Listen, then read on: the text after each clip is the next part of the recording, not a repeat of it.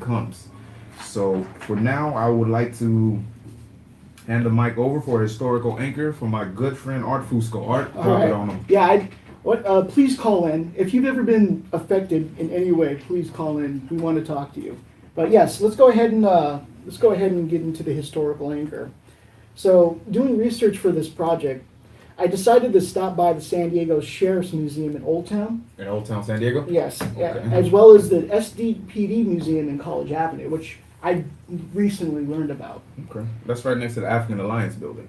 I believe so. Yeah. So, for the Sheriff's Museum, you pay $5 for admission, and the first room you enter once you leave the gift shop is, I like to call it the gun room. It doesn't really have a room, but I posted pictures to show you, but it's just a huge room full of a century's worth of pistols, shotguns, badges, knives, rank insignia, batons, nunchucks, rifles, stun guns, handcuffs, flashlights, ninja stars, and ninja stars. Ninja stars for Yes, law ninja enforcement? stars. Wow. Yes, used by the department.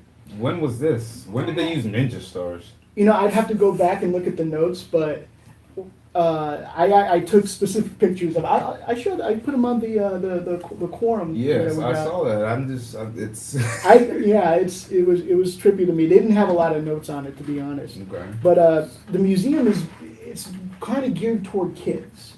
It's one of these things where the kids will come in and they'll be in awe of the rooms and stuff. And so as I continued, I noticed they had a mock-up of our first sheriff, Harasley, in working in a mock-up jail. Remember I told you Harasley created the first jail that the first person escaped from. You know, El Chapo's great Yeah, and it doesn't say anything about the escape. Okay. So then after that, you get to meet Lonnie, the bomb robot.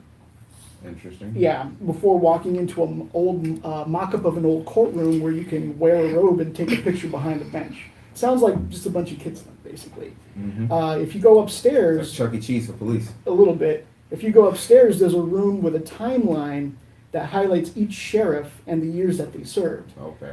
And right over a picture of Harasley are the words, "Keeping the peace since 1850.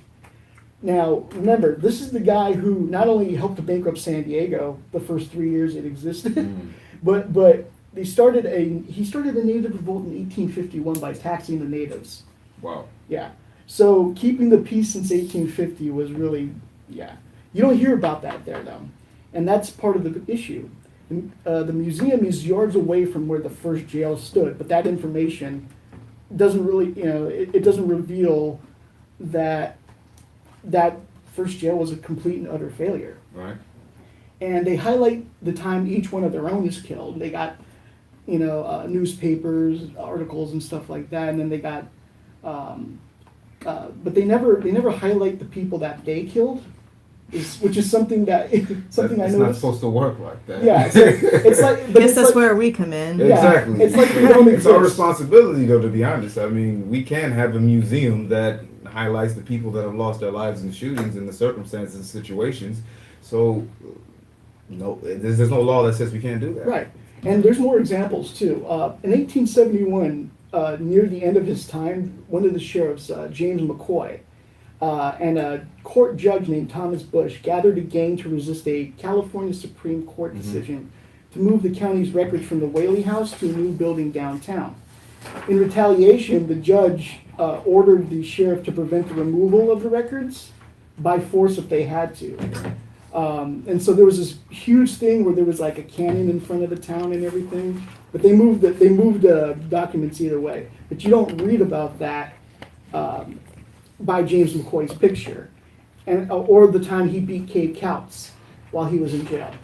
Okay. So other than who they've killed, other than their own who were killed, they leave all the other bad stuff behind. So by whitewashing history is not giving the full report of exactly what went on and happened, and just really highlighting that which you see as is positive and moving forward. But by leaving out all the negatives, you are basically whitewashing history, correct? And exactly. And I also went to the SDPD one. There's not much to say about that one.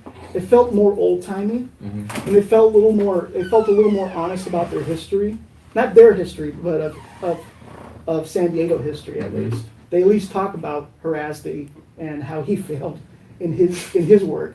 But they do it in a way to show that when they come in, when Mhm. San Diego PD comes in, Mhm. they have the law and order Mhm. stuff going down. So that's basically the historical anchor. Wow, that is beautiful, man. And this is where we stand right now. And we have to go to commercials. But when we That's come right. back, we will touch more on the issue of whitewashing history. Currently, we just dropped the story anchor, so we will be taking it to the panel discussions, which is a 22-minute discussion involving all the quorum members. I like it. Please hang on. We will be right back.